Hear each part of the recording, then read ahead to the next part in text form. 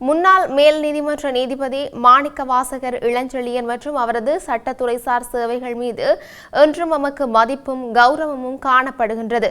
திட்டமிட்டு அவருக்கான சேவை நீடிப்பு மறுக்கப்படவில்லை. குறித்த காலப்பகுதியில் சேவை நீடிப்பிற்கான அவசியம் ஏற்பட்டிருக்காது என்று அமைச்சரவை பேச்சாளர் அமைச்சர் நளிந்த ஜெயதிச தெரிவித்துள்ளார்.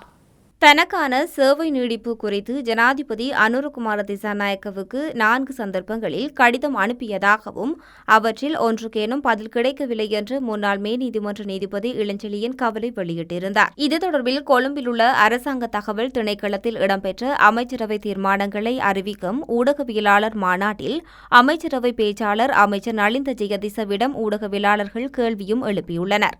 இவற்றுக்கு பதிலளிக்கும் போதே அமைச்சர் மேற்கண்டவாறு குறிப்பிட்டுள்ளார். முன்னாள் மேல் நீதிமன்ற நீதிபதி இளஞ்செழியன் மற்றும் அவரது சேவைகள் தொடர்பிலும் சமூகத்தில் மதிப்பும் கௌரவமும் காணப்பட்டிருக்கின்றது.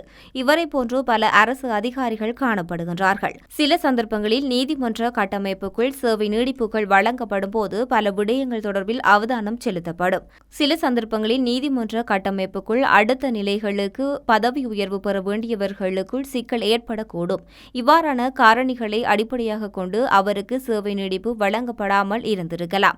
மாறாக திட்டமிட்டு அவருக்கான சேவை நீடிப்பு வழங்கப்படாமல் இருக்கவில்லை. இது வழமையான நடைமுறையாகும். சில துறைகளில் சேவை நீடிப்புகள் வழங்கப்பட்டிருக்குமாயின் அங்கு பதவி வெற்றிடங்களுக்கான நியமனங்களுக்கு பொருத்தமானவர்கள் இல்லாமல் இருந்திருக்கலாம்.